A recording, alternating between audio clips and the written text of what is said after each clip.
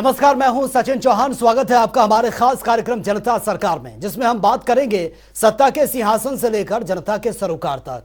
साथ ही हम आपको बताएंगे प्रदेश सरकार की उस योजना के बारे में जिसका सीधा संबंध हरियाणा की जनता से है। ये योजनाएं प्रदेश के विकास को नई गति प्रदान करेंगी और हरियाणा की जनता का चहुमुखी विकास भी करेगी, ताकि प्रदेश की जनता तरक्की की राह पर आगे बढ़े और हरियाणा प्रदेश निरंतर उन्नति की नई ऊंचाइयों को छूता व प्रगतिशील रहे। तो अगले 30 मिनट तक बने रहिए हमारे साथ और देखते रहिए जनता सरकार।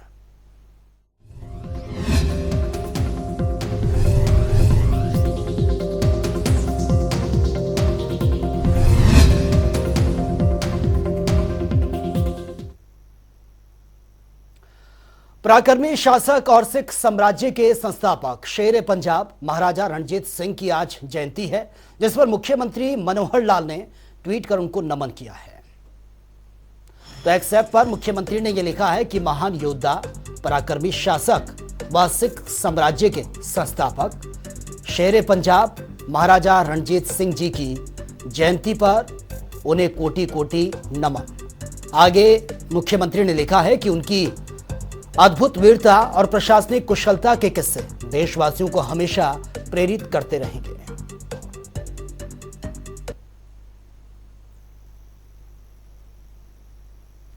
हरियाणा वो प्रदेश है जिसकी गिनती देश के अग्रणी राज्यों में की जाती है। हरियाणा की छवि वर्तमान शासन में और ज्यादा मजबूत हुई है, क्योंकि यहाँ के नागरिकों और व्यवस्था के बीच सुगमता के वो रास्ते गढ़े गए हैं, जहां से होकर नागरिकों को उन तमाम कल्याणकारी योजनाओं और सेवाओं का लाभ मिल रहा है जिसके वो हकदार हैं। और इसी कड़ी में मनोहर सरकार ने गरीब और जरूरतमंदों के विकास के लिए मुख्यमंत्री अंत्योदय परिवार उत्थान योजना की शुरुआत की है। इस योजना के लिए परिवारों के पहचान पत्र के जरिए लोगों को लाभ मिल रहा है और गरीब जरूरतमंदों को विकास के पथ पर आगे बढ़ाने के लिए उन्हें प्रोत्साहित भी किया जाता है। ये रिपोर्ट आप देखिए। हरियाणा के मुख्यमंत्री मनोहर लाल के कुशल नेतृत्व में हरियाणा प्रदेश विकास के पथ पर अग्रसर हो रहा है। मुख्यमंत्री का सोच है कि योजनाओं का लाभ प्रदेश के हर एक नागरिक तक पहुंचे। इसी कड़ी में हरियाणा के मुख्यमंत्री मनोहर लाल ने मुख्यमंत्री अंत्योदय परिवार उत्थान योजना की शुरुआत। इस योजना के तहत कौशल विकास, स्वरोजगार और रोजगार सृजन की शुरुआत की ओर कदम बढ़ाया गया है, ताकि अंत्योदय परिवारों की न्यूनतम वार्षिक आय 1 लाख से 1,80,000 तक प्रति वर्ष बढ़ाई जा सके। मुख्यमंत्री के इस दूरगामी सोच से प्रदेश के लोगों का निरंतर विकास सुनिश्चित हुआ है। इस योजना का शुभारंभ मुख्यमंत्री मनोहर लाल ने साल 2022 में गुरु रविदास की 644वीं जयंती के अवसर पर किया था। परिवार पहचान पत्र के माध्यम से अब हम प्रदेश के हर नागरिक और हर परिवार उसका डाटा हम इकट्ठा कर रहे हैं, सर्वे करा रहे हैं, और सर्वे कराने के बाद हर परिवार का सोशो इकोनॉमिक स्थिति स्टेशन क्या है और उसके आधार पर उसको किस किस योजना का लाभ लेने का वो पात्र है, चाहे वो केंद्र सरकार की योजना हो, चाहे प्रदेश सरकार की योजना हो, वो जो पात्र होगा उस पात्र को ही सबसे पहले उस योजना का लाभ मिलेगा। अगर मेरिट इसकी हमको बनानी होगी तो वो रिवर्स इकोनॉमिक जो उसका स्टेटस है वो उसकी मेरिट होगी। सबसे ज्यादा जो कम आय वाला व्यक्ति होगा वो सबसे पहला पात्र होगा अंत्योदय परिवार उत्थान योजना। 1 लाख परिवार उसकी सिलेक्शन वो हमने शुरू कर दी है। लगभग 12-13 हजार परिवारों का आय का जो मूल्यांकन है, आय का वेरिफिकेशन है, वो हमारे पास होके आ गया है। साथ साथ आता रहेगा, साथ साथ हम काम करते रहेंगे। लगभग 1 लाख परिवार की पहले चरण के अंदर ये हमारी योजनाएं होंगी। उसमें 8-10 तरह के काम डिपार्टमेंट्स ने मिलकर सोचे हैं, जिसमें उनकी ऑप्शन ली जाएगी कि वो क्या काम करना चाहता है। वो कहीं, क्योंकि सामान्य व्यक्ति होंगे इसमें, सामान्यतः जो अनपढ़ गरीब परिवार हैं वो ज्यादा होंगे, और उनको जो काम करने लायक खास करके मजदूरियां हैं, कई तरह की ठेकेदारी की मजदूरी है, कहीं मनरेगा का काम है, कहीं पंचायत में तरह तरह के काम हैं, या इंडस्ट्री के अंदर इस प्रकार के लोगों की प्राइवेट नौकरियों की जरूरत पड़ेगी तो वो उनको ऑफर करेंगे। कुछ इंडस्ट्री के लोगों से हमारा तालमेल कर भी लिया हमने, और जहां कहीं सरकार में आवश्यक होगा, उसकी इतनी योग्यता किसी की होगी तो सरकार में देंगे। कोई सेल्फ एम्प्लॉयमेंट के नाते अपना रोजगार करना चाहता है, मानो कोई 2 पशु बांध करके दूध का काम करना चाहता है तो उसको आर्थिक सहायता उसकी वो कराएंगे, बैंक से कराएंगे। बैंक से बहुत सी स्कीमें हैं, बहुत सी ये जो माइक्रो फाइनेंस के सिस्टम्स हैं बहुत एजेंसियों के, उनके साथ हमने बातचीत की है। उनका हम भी जो है अपने सिस्टम से उनको सहायता कर सकते हैं। अर्थात कोई भी परिवार जिसकी न्यूनतम आय 1 लाख रुपया प्रति वर्ष जरूर हो, ऐसी योजना पर हम काम कर रहे हैं। मुख्यमंत्री अंत्योदय परिवार उत्थान योजना हरियाणा के मुख्यमंत्री मनोहर लाल की ओर से राज्य के गरीब परिवारों की आय में वृद्धि करने के लिए शुरू किया गया है। ये एक ऐसी योजना है जिसके जरिए गरीब परिवारों के पहचान पत्र बनाए जाते हैं और गरीब जरूरतमंदों को विकास के पथ पर आगे बढ़ाने के लिए उन्हें प्रोत्साहित किया जाता है। यही नहीं, हरियाणा अंत्योदय परिवार उत्थान योजना के तहत कुछ परिवारों को चयन भी किया जाता है जिनकी आय को बढ़ाने के लिए सरकार की ओर से हर संभव प्रयास करने की पूरी रूपरेखा भी तैयार की जाती है, जिसके तहत इन सभी परिवारों को विभागीय योजनाओं के बारे में जानकारी प्रदान की जाती है और इसमें आवेदन करवाने के लिए भी एक ऐप का शुभारंभ किया गया है। तो चलिए अब ग्राफिक्स के जरिए समझते हैं। हरियाणा सरकार परिवार स्तर पर आर्थिक सहायता के लिए तत्पर। 1 लाख सालाना से कम आय वाले परिवारों के बनते हैं परिवार पहचान पत्र। परिवारों को गरीबी रेखा से ऊपर उठाने का किया जा रहा है प्रयास। पहचान पत्र बन जाने से सरकार के पास होगी लाभार्थियों की सूची। सरकार की ओर से सूची के जरिए लाभार्थियों के उत्थान का प्रयास जारी। सरकार की ओर से बेरोजगार नागरिकों को कौशल विकास प्रशिक्षण किए जाते हैं प्रदान। राज्य के लगभग 1 लाख परिवारों को योजना का मिल रहा है लाभ। शिरोमणि गुरु रविदास जी के 644वीं जयंती के अवसर पर योजना की शुरुआत। सीएम मनोहर लाल ने वीसी के जरिए की हरियाणा अंत्योदय परिवार उत्थान योजना की घोषणा। हरियाणा के नागरिकों को आत्मनिर्भर और सशक्त बनाना है योजनाओं का उद्देश्य। हरियाणा में योजना के लागू होने के बाद से बेरोजगारी दरों में गिरावट आई। राज्य के गरीब नागरिकों को योजना के तहत मिल रहे हैं रोजगार के अवसर। योजना के जरिए राज्य के गरीब परिवारों को दिया जा रहा है ज्यादा धन कमाने का लाभ। अंत्योदय परिवार उत्थान योजना के जरिए गरीब भी हो सकते हैं विकसित। हरियाणा अंत्योदय परिवार उत्थान योजना के पोर्टल के बारे में दी जा रही जागरूकता। योजना के जरिए कम आय वाले परिवारों की वित्तीय सहायता होती है प्राथमिकता। सरकार की ओर से हरियाणा राज्य में पैदा होते हैं रोजगार के नए अवसर। वार्षिक आय 1 लाख से कम वाले परिवारों को मिलती है आय में वृद्धि के अवसर। सरकार की ओर से स्वरोजगार के लिए ब्याज मुक्त ऋण देने की व्यवस्था। वहीं मुख्यमंत्री अंत्योदय परिवार उत्थान योजना के तहत प्रदेश के 1 लाख से ज्यादा गरीब परिवारों की आय बढ़ाने का लक्ष्य निर्धारित किया गया है, जिसमें से पहले 2 चरणों में आयोजित अंत्योदय मेलों में लगभग 50,000 से ज्यादा परिवारों को बैंकों के माध्यम से ऋण उपलब्ध करवाया गया है। तो चलिए अब ग्राफिक्स के जरिए समझते हैं। आवेदक हरियाणा का स्थायी निवासी होना चाहिए। उम्मीदवार की वार्षिक आय 1 लाख से अधिक नहीं होनी चाहिए। आवेदक गरीबी रेखा से नीचे जीवन यापन कर रहे हैं। तो चलिए ग्राफिक्स के जरिए समझते हैं कि आवेदक के लिए महत्वपूर्ण दस्तावेज क्या क्या हो सकता है।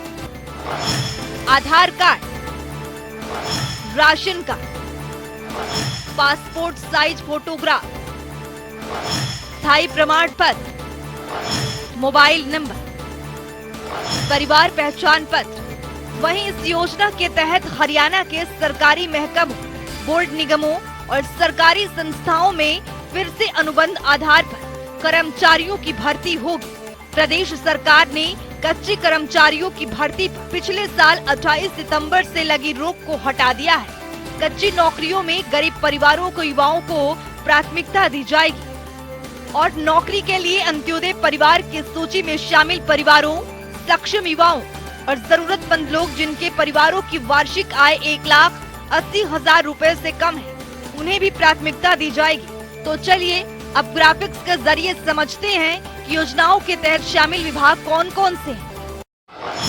Haryana red cross society, Haryana राज्य बाल भवन परिषद, महिला विकास निगम, पिछड़े वर्ग एवं आर्थिक रूप से कमजोर वर्ग कल्याण निगम हरियाणा, कौशल विकास मिशन, अनुसूचित जाति एवं वित्तीय विकास निगम, सूक्ष्म लघु एवं मध्यम उद्यम निदेशालय, शहरी स्थानीय निकाय विभाग, विकास एवं पंचायत विभाग, रोजगार विभाग, मत्स्य पालन विभाग, बागवानी विभाग, पशुपालन और डेयरी विभाग, ग्रामीण विकास विभाग, सूचना प्रौद्योगिकी मंत्रालय। वहीं हमारे देश में काफी ऐसे लोग हैं जो आर्थिक स्थिति कमजोर होने के कारण अपना जीवन अच्छे से यापन नहीं कर सकते और ऐसे में उन्हें काफी कठिनाइयों का भी सामना करना पड़ता है। इसके चलते मुख्यमंत्री मनोहर लाल की ओर से हरियाणा अंत्योदय परिवार उत्थान योजना का आरंभ किया गया है। इस योजना के माध्यम से गरीब जरूरतमंदों की जीवन स्तर ऊपर उठाने में काफी हद तक राहत मिलेगी और उन्हें विभिन्न प्रकार के रोजगार के अवसर भी प्रदान होंगे। ब्यूरो रिपोर्ट, जनता टीवी। हरियाणा राज्य जिसने बागवानी के क्षेत्र में कई उपलब्धियां हासिल की हैं। यहां के मुख्यमंत्री मनोहर लाल के नेतृत्व में बागवानी विभाग नए आयाम स्थापित कर रहा है और हरियाणा के प्रगतिशील किसान परंपरागत खेती को छोड़कर बागवानी की ओर रुख भी कर रहे हैं। ये रिपोर्ट आप देखिए। हरियाणा राज्य जिसका उदय सन 1966 में तत्कालीन पंजाब के सबसे पिछड़े इलाके को मिलाकर हुआ था, लेकिन यहाँ के जुझारू नागरिकों की मेहनत और इच्छा शक्ति के बलबूते हरियाणा राज्य आज देश के समृद्ध राज्यों में अग्रणी है। चाहे उद्योग हो या कृषि, हरियाणा राज्य ने हर क्षेत्र में तरक्की अर्जित की है। कहते हैं आवश्यकता आविष्कार की जननी होती है। समय में बदलाव के साथ जरूरतें बढ़ती भी हैं और बदलती भी हैं, लेकिन जब कृषि के क्षेत्र में विविधीकरण की बात करें तो हरियाणा प्रदेश इसमें भी आदर्श स्थापित कर रहा है। परंपरागत खेती में जोखिम और लागत ज्यादा है, तो हरियाणा के मुख्यमंत्री मनोहर लाल के नेतृत्व में बागवानी विभाग प्रदेश के किसानों के लिए नई नई योजनाएं ला रहा है, जिससे किसानों की आय दोगुना ही नहीं बल्कि कई गुना बढ़ रही है और किसानों को बागवानी विभाग के प्रति अटूट विश्वास बन रहा है। इसी के परिणाम है बागवानी के क्षेत्र में हरियाणा राज्य पूरे देश में चर्चा का केंद्र बन रहा है। बागवानी किसानों को प्रोत्साहित करने के लिए हरियाणा सरकार निरंतर कार्य कर रही है। बागवानी विभाग हरियाणा की ओर से किसानों को सशक्त बनाने के लिए पूरे राज्य में 11 उत्कृष्ट केंद्र स्थापित किए गए हैं। ये सभी उत्कृष्टता केंद्र हरियाणा राज्य के किसानों को उच्च गुणवत्ता के पौधे तैयार करके मुहैया करवाने के लिए प्रतिबद्ध है। इसी का परिणाम है कि हरियाणा राज्य के किसान अपनी परंपरागत खेती को छोड़कर जैविक खेती करने की ओर बढ़ रहा है। कृषि विविधीकरण को बढ़ावा देने के लिए हरियाणा की मनोहर सरकार ने पिछले 7 साल में बागवानी विभाग के बजट को करीब 3 गुना बढ़ा दिया है। बागवानी विभाग द्वारा चलाई जा रही योजनाओं का लाभ उठाकर हरियाणा का किसान खुशहाल हो रहा है, जिससे विभाग के प्रति किसानों को विश्वास भी बढ़ रहा है। हरियाणा सरकार की ओर से किसानों को हर योजना का लाभ देने के लिए मेरी फसल मेरा ब्यौरा कार्यक्रम सफलतापूर्वक चलाया जा रहा है। इस कार्यक्रम के तहत साल 2021-22 में लगभग 1.29 लाख एकड़ क्षेत्र को पोर्टल पर पंजीकृत किया जा चुका है। हरियाणा सरकार की योजनाएं राज्य के किसानों के लिए लाभकारी साबित हो रही हैं। बागवानी क्षेत्र में अग्रणी हरियाणा राज्य की मनोहर सरकार ने भावांतर योजना लागू की है। इस योजना के अंतर्गत यदि राज्य के किसानों को अपनी फसल मंडी में बेचने पर कम कीमत मिलती है, अर्थात किसानों को नुकसान होता है, तो उसकी भरपाई राज्य सरकार द्वारा की जाती है। इस योजना के तहत किसानों को कृषि में विविधता लाने के लिए प्रोत्साहित किया जा रहा है। बागवानी फसलों पर भावांतर योजना लागू करने वाला हरियाणा देश का पहला राज्य है। तो चलिए अब ग्राफिक्स के जरिए समझते हैं। इस योजना को 1 जनवरी 2018 को लागू किया गया। योजना के तहत 21 बागवानी फसल कवर हुआ। अब तक 5403 किसानों को 14.12 करोड़ रुपए का प्रोत्साहन। भावांतर भरपाई योजना हरियाणा सरकार की एक अनूठी योजना है। राज्य के जो किसान अपनी फसल जैसे सब्जियां, फलों आदि का बाजार में बेचते हैं, लेकिन उन्हें अपनी फसल बेचने पर उचित मूल्य नहीं मिल पा रहा है, उन किसानों को राज्य सरकार द्वारा फसल का या तो मुआवजा या फिर फसल की कम कीमत की उचित भरपाई के रूप में प्रोत्साहन धनराशि प्रदान की जा रही है, ताकि किसानों को उसकी फसल का सही मूल्य मिल सके। हरियाणा का बागवानी विभाग प्रदेश के किसानों की आय बढ़ाने के लिए निरंतर प्रयास कर रहा है। बागवानी किसानों की फसल को मौसम की अनिश्चितता जैसे प्राकृतिक आपदा, फसल में बीमारी लगने, असामान्य बारिश, तूफान, सूखा पड़ना आदि के कारण होने वाले नुकसान की भरपाई के लिए हरियाणा बागवानी विभाग की ओर से मुख्यमंत्री बागवानी बीमा योजना चलाई जा रही है। इस योजना के अंतर्गत कुल 21 सब्जियां, फल और मसालों की फसल को कवर किया गया है। ऐसी योजना चलाने वाला हरियाणा पहला राज्य है। फल की फसल पर 1000 रुपए का प्रीमियम तय किया गया है। सब्जियों की फसल पर 750 रुपए का प्रीमियम तय किया गया है। फल पर बीमा राशि 40,000 रुपए प्रति एकड़ दी जाती है। सब्जियों पर 30,000 रुपए प्रति एकड़ दी जाती है। बीमा दावों का निपटान करने के लिए बागवानी विभाग की ओर से एक सर्वे भी किया जाता है, जिसके अंतर्गत फसल नुकसान की 4 श्रेणियां 25%, 50%, 75% और 100% में विभाजित की गई है। मुख्यमंत्री बागवानी बीमा योजना में कुल 21 बागवानी फसलों को शामिल किया गया है। बेल वाली बागवानी फसल में मक्खी के नियंत्रण के लिए हरियाणा की मनोहर सरकार फल मक्खी परियोजना चला रही है और फसलों को रोगों से बचा रही है। किसानों को खुशहाल करने के लिए हरियाणा सरकार लगातार प्रगति की ओर अग्रसर है। राज्य सरकार ने फलों, सब्जियों, मिट्टी और पानी में कीटनाशक अवशेष सामग्री की प्रवृत्ति के लिए कीटनाशक अवशेष प्रयोगशालाएं भी स्थापित की जा रही हैं। हरियाणा की मनोहर सरकार ने सिरसा और करनाल में अनूठी कीटनाशक अवशेष प्रयोगशालाएं स्थापित की है। वर्ष 2021-22 के दौरान बागवानी उत्पाद मिट्टी और पानी के कुल 2916 नमूनों का विश्लेषण किया जा चुका है। प्रयोगशालाओं में की गई जांच में उत्पाद के लिए 5.8% नमूनों में कीटनाशक का अवशेष स्तर अधिकतम अवशेष स्तर से ज्यादा पाया गया है। ब्यूरो रिपोर्ट, जनता टीवी।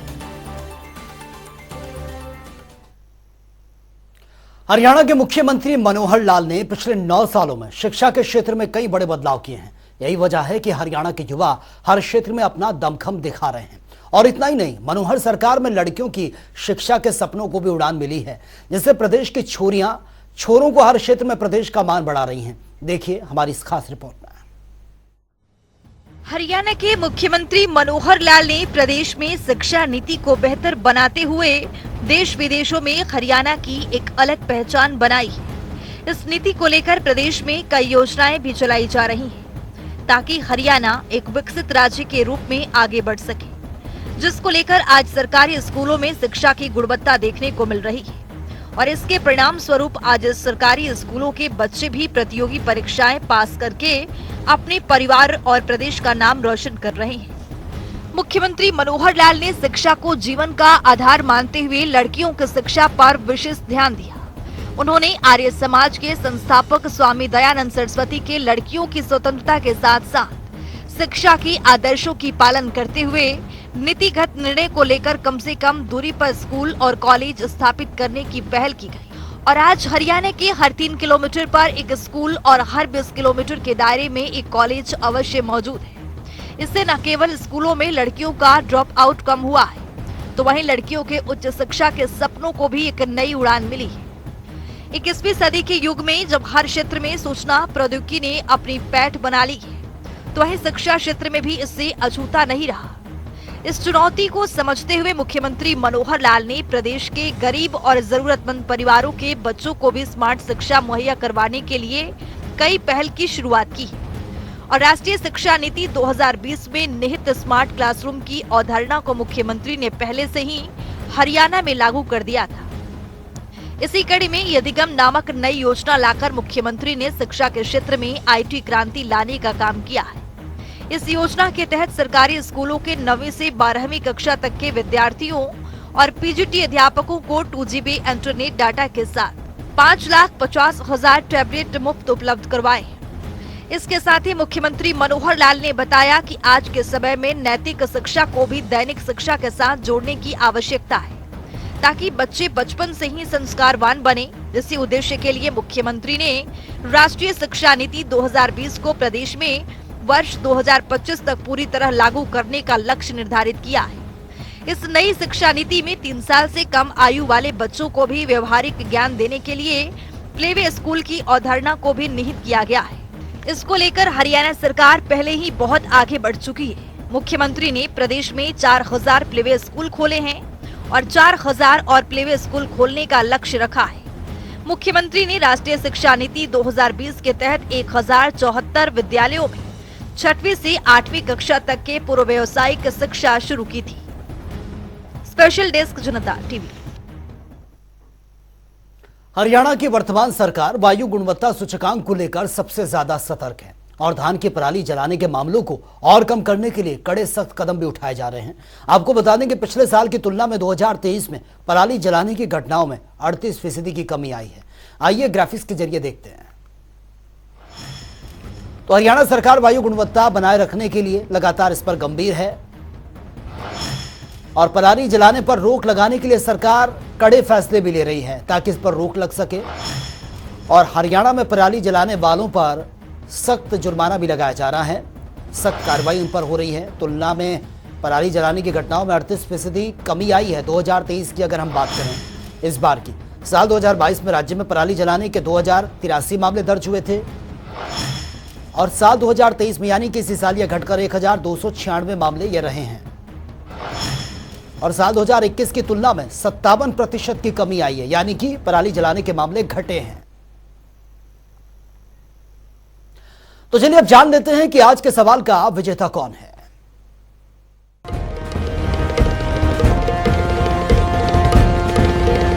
तो बात अब आज के विजेता की। जैसा कि आप जानते हैं, हर रोज एक नया सवाल पूछते हैं, सही जवाब देने वाले के नाम और तस्वीर अपने टेलीविजन स्क्रीन पर दिखाते हैं, साथ ही उसको उपहार भी देते हैं।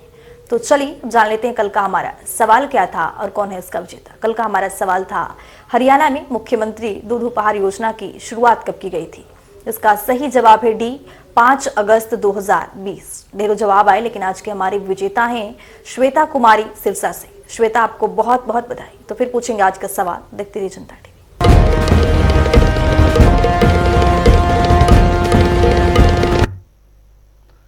तो चलिए वक्त हो गया है आज की मुलाकात का। आज की मुलाकात में हम हर दिन नए शख्स से आपको रूबरू कराते हैं, उनकी कार्यप्रणाली पर बारीकी से नजर भी डालते हैं और जानते हैं वो तमाम योजनाएं जो बनी है हरियाणा की जनता के लिए। तो ऐसी ही शख्सियत से जनता टीवी ने खास बातचीत की है। इनका नाम है डॉक्टर अजय तोमर, जो कि नूह के कृषि विभाग में क्वालिटी कंट्रोल अधिकारी के पद पर काबिज है। सुन लेते हैं।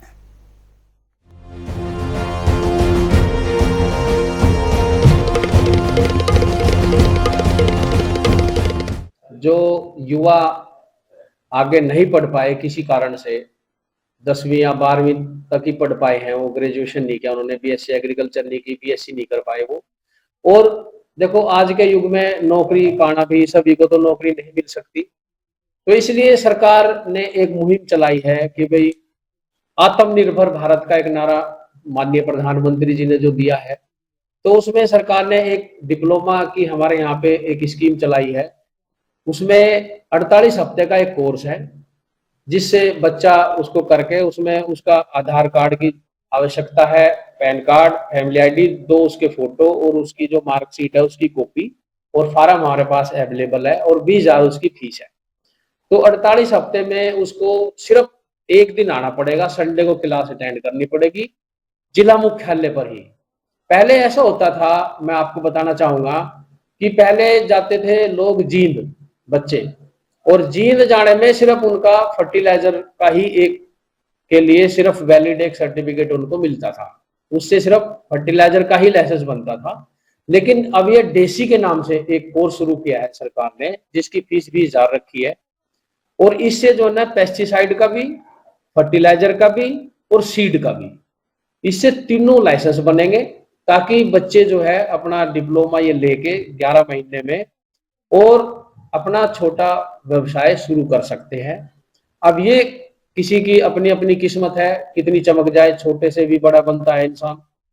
तो किसी के आगे मुंह ताकने की जरूरत नहीं है, हाथ फैलाने की जरूरत नहीं है। बच्चा अपना आत्मनिर्भर हो, अपने छोटा सा उसका एक व्यवसाय शुरू हो जाए बच्चे का, नेक नीति से करे। तो इसलिए सरकार ने ये मुहिम चलाई है कि यहीं पे, क्योंकि ना उनको अब जींद जाना, ना उनको हैदराबाद जाना। इसमें एक खास बात और मैं आपको बताना चाहूंगा कि ये जो सर्टिफिकेट डिप्लोमा सरकार जो देगी, ये पूरे भारत में मान्य होगा। पूरे देश में आप किसी भी स्टेट में जाके अप्लाई करोगे तो तुरंत आपका जो है लाइसेंस बन जाएंगे, पेस्टिसाइड का भी, फर्टिलाइजर का भी और सीड का भी।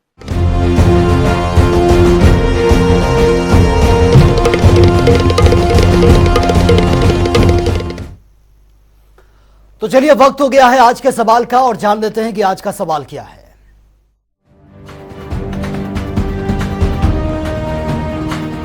हर रोज की तरह हाजिर हूँ आज का सवाल लेकर। जैसा कि आप जानते हैं, हर रोज एक नया सवाल पूछते हो। सही जवाब देने वाले के नाम और तस्वीर अपने टेलीविजन स्क्रीन पर दिखाते हैं, साथ ही उसको उपहार भी देते हैं। तो चलिए अब नजर डालते हैं आज के सवाल पर। हरियाणा पितृत्व लाभ योजना को कौन से साल में लागू किया गया है? ए साल 2019, बी साल 2016, सी साल 2023, डी साल 2022। तो दीजिए सही जवाब और बनिए विजेता। तो फिलहाल इस खास कार्यक्रम में इतना ही, लेकिन तमाम खबरों के लिए आप बने रहिए जनता टीवी के साथ। नमस्कार।